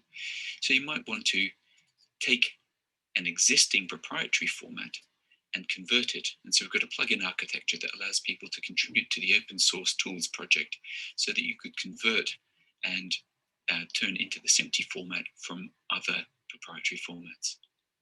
That's basically the overall structure. What we're trying to do is make certain that the machine and human usability of the LMT is maximized, and that people who are trying to write automated software to handle these things have as little friction as possible in getting hold of the data and using that data in workflows. Okay, thank you, Bruce. And let me go back to here. I'll just finish up the presentation and then we can, then I'll be happy to take questions. So where are we? So if you have any questions, you can send a general inquiries, go to lmt@mesaonline.org. If you go to, this is the main URL, the mesaonline.org. And if you just go to mesaonline.org and then click on communities, you'll see there's the language metadata table. And at the bottom, there are a bunch of current documents as well as the current version, flavor of the LMT. Now I'm just wondering, I have to check and see if I actually updated the XML. I may not have done that. But certainly the table is there. And there's a number of other older presentations. And we also have SMPTE just did a press release about the LMT. This is also a list of some of the validating sources that we use for checking to make sure that the codes that we're proposing are valid. And that's it. That's it for LMT. There's a lot to it, but that's where we're at today. Any questions? Can you see the question box, the chat box? I can. Okay, let's see what's in there. I have a couple of verbal language questions. Okay. What's the next language area of metadata to be conquered? We're still working on another 100+ languages for the LMT before we go to the next Windmill that will tilt. Yeah. Okay, verbal question. Somebody was speaking up. Yes, it's Maciej. So first of all, are dialects included in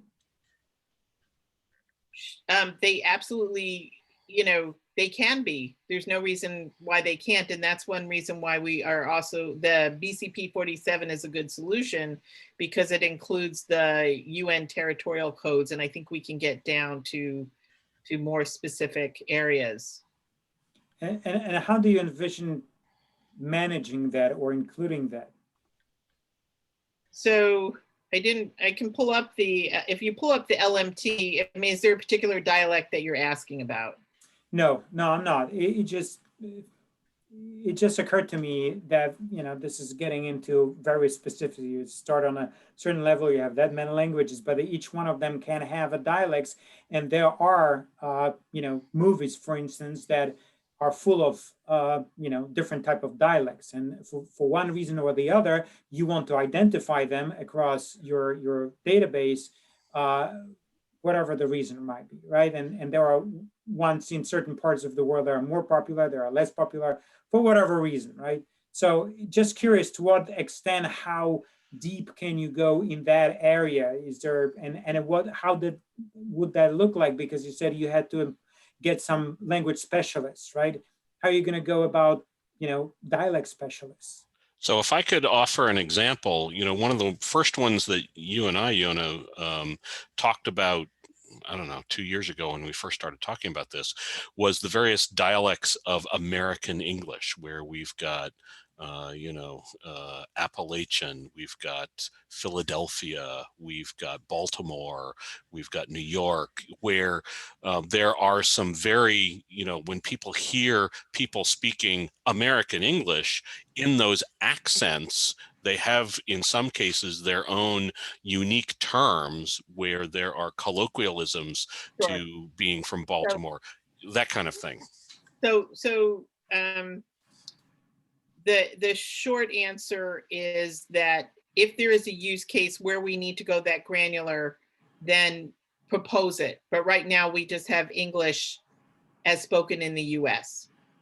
To me, a use case example might be Green Book, but the question is who's the audience and what more do they want to know? I'm also going to take a minute and call my colleague, Paul Lundino, who has joined us. And just, Paul, is there anything that you would like to say or include about the LMT from a technical perspective that might be useful for this audience?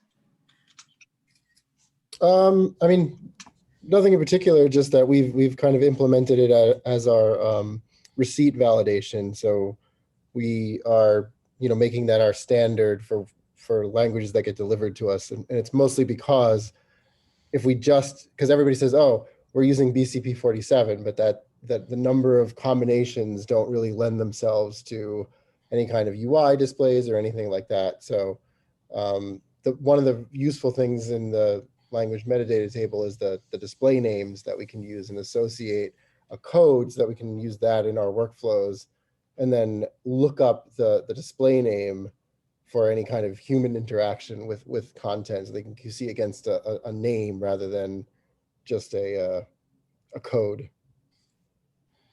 And then the other thing is to specify the maximum, to make it as specific as possible, as far upstream as possible, right? Because a lot of times we've had problems where the QC groups are kind of guessing at what the dialect is, and it's like they're not the best people to know whether this is, a certain that this is Brazilian Portuguese, or like the closer you are to the content creation, the better you're able to identify what the language is in the content. And so for certain languages, we're requiring at least a minimum specificity of dialects, like Spanish, because being able to distinguish between Castilian Spanish and Latin American Spanish is very important. Well, and is there any kind of thought about what is the term I've heard is things like Spanglish, where you have Puerto Ricans who go between their homes in New York and the home island, and they freely mix both Puerto Rican Spanish and American English together in the same sentence. Is there any thought about hybrid languages like that?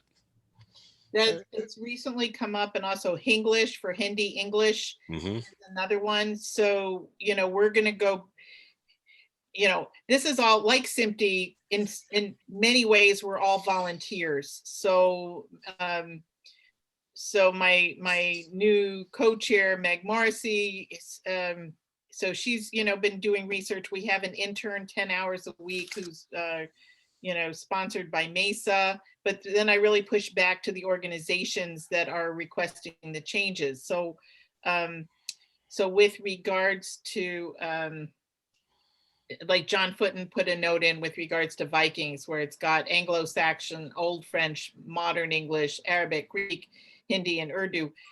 If somebody is going to go to that level and is going to mark that all those languages are in the show Vikings, then if those languages aren't in LMT and some of them are not, then submit it as a use case. You fill out the template that's available on the MESA website, and you can, and that's where that's a real use case. There's actual content, and here's the language. Are you going to populate, is your organization going to populate it or not? Just because a dialect exists, is somebody just going to write EN-US for United States English, or English is spoken in the United States? So those are decisions organizations have to make. and then they submit the request. You know, honestly, it's a really good standard strategy that you're requiring that first there be a use case and a request before you deal with something. Absolutely, agreed. Another question I had about the adoption of the table Yeah. beyond, worldwide. Where do we stand with that? So I'll get a heads up that at the Mesa Smart Content Summit, there will be a use case from Viacom, Showtime, and who's the other one with a CBS. So that's all one organization now, and they're adopting LMT. Paul, my colleague, just mentioned, it's being adopted across WarnerMedia. So there was, so Paul's one of my, it's like, get into the workflow. So Paul knows to keep me informed. Hey, Yonah, I saw this weird thing. Let's fix it. And so now it helped with facilitate the adoption. So there's more and more of this happening. Movie Labs is interested in it, but it takes time. This is turning a cruise ship. It's not, we're not a speedboat here. Yeah, no, I mean, understandable. And, those enterprises that are worldwide, like, for instance, Discovery owns TVN channel in Poland, which is the most watched channel. They could enforce adoption of this, right? If Discovery is part to this, right? But there are other ones who are completely independent, and what is the value to them adopting it as opposed to using their own ways? Because we're going more towards the localization. So if let's just say WarnerMedia is going to be delivering to Poland, right? And if there are, so actually I'm going to take a step back. The movie Roma, I forgot the director's name, but that was originally, Roma was made in Mexico with Spanish is spoken in Mexico. It was sent over to Spain. Castilian subtitles or closed captions were put in, and he was furious because he felt it lost the flavor. This is a New York Times article, which I saved. It lost the flavor of the Mexican Spanish. So he yanked it from Spain until they fixed it. So, this way, in my opinion, then from an artistic perspective, if you want to apply a particular flavor of a language, because we had, things, my boyfriend says, well, how'd you spend your time today? What was your day like, sweetheart? And it was like, well, we had a big discussion on German as spoken in Switzerland as opposed to Swiss Deutsch. Okay, so, those are the conversations that we have because they are different. What the content creator chooses to apply or what the translation service is being asked to do, I think is clarified by applying LMT codes only because it's already explicit. Okay. I also have last question for me, just in general terms, what is in your mind the single most important reason why metadata matters? Existential question. Existential question. Well, because particularly with where we are today, there's a tremendous need for search, for enhanced searches, and also for discoverability.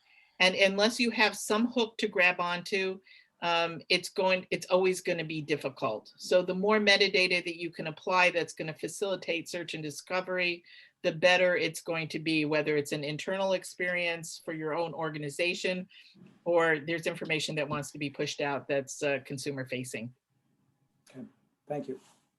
And one follow-up question that we've gotten in the chat window is, how will current closed caption standards handle the new LMT codes? And I would actually extend that to any of the other alternative language distribution methodologies, like open captions and tags on audio channels and stuff like that. I mean, we recently got a question where I am not a programmer. I'm really focused on metadata terminology.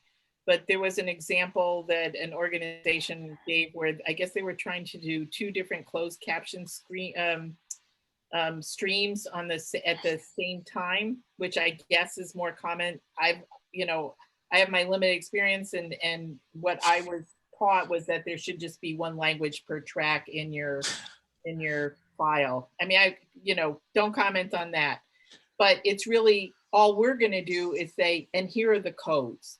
However you want to interpret, however you are going to use it in your workflow or what you choose to distribute, that's your prerogative. On the other hand, and as long as you use these codes, they should be interpreted, and then whoever is sending and whoever is receiving, if you use those consistent codes, it's a level of translation that nobody needs to go through because you're already consistent. Well, the most complex one I've seen so far is some Korean language programming that appears in the United States. And the worst one I've seen, or the most complex one I've seen, where they have 7 different closed caption tracks. Because there may be, but again, unless somebody gives me, submits to the LMT committee, not to me, that says we need these 7 different flavors of Korean, then it may not. It won't get implemented. In other words, they have to ask for it. They have to ask for it. Right now we have requests for different Chinese dialects. So we're starting to go towards Singapore, Taiwan, as well as mainland China. There's only 2 written language options, which are simplified and traditional. But as far as the dialects go, and then there's all these other, Hokkien and Minnan and all these other ones. And the languages of the Indian subcontinent, there's over 60. So. Well, and I imagine from an implementation perspective, the first step is just dealing with the language code. If you have 7, for example, 7 different closed caption tracks, that in and of itself may present a challenge to, not only including the code, but then how many different tracks can you include in a given file, a given transport stream? The language code just gets the work started. There may be other technical hurdles beyond that, and that's what folks like us deal with. The SMPTE folks deal with is your transport stream only allows you 4 tracks. How do we now expand it to 7? Right. And I'm going to stay away from that. That's not my area of expertise. That's cool. That's why we make the big money. But you all have it. So I know we're way past time, but I'm, if people have any other questions, I'm happy to answer. And Paul, I really appreciate your perspective and your input as well. Thank you. And James. Okay, so if there are no other questions, I think we should all thank Yonah for finding time and sharing with us a great deal of information. James will be looking forward to sharing a presentation deck. I think there's a lot of good information there that everybody could use afterwards. So please share with us afterwards. And James, I'm going to leave it up to you to close out the meeting. Okay, thank you, Maciej. So Yonah, thank you for all your time and effort on this. I'm glad we finally managed to make this happen. I think the first time you and I talked about the possibility of this was at an IMF meeting at Deluxe Labs in LA a year and a half ago when the world was still different. And so it's a big thrill to finally get something like this done and in the can. And I'm certainly going to be looking forward to whatever comes out of this, especially with the folks who may watch the video later on. So thank you for all the time and effort you've put into this. And certainly thank you for all the time and effort that you and everybody else has put into the language metadata table. I know, speaking, with my experience at the library with all the different languages we have, it's work that has needed to be done for a long time. And even though we're only 10 or 20% down the road to where it needs to be, we've started that journey. And so thank you. And thank you for joining us tonight. And thank you to everybody for all your great questions. And if you have any follow-up questions, you've got the contact info. We will be distributing the deck on the simtdc.org website. And let us know if you have any follow-ups that you'd like to see regarding this, especially if there was some part of this subject that either we didn't cover or that you'd like to see more on later on. Please email your suggestions to us or send your suggestions to us at managers@simtdc.org. So thank you all for joining us, and have a great time, and see you next time. Yes, thank you. The Thank you, opportunity. everybody. Thank you, John. Bye. Bye. Bye-bye. You all. Thanks.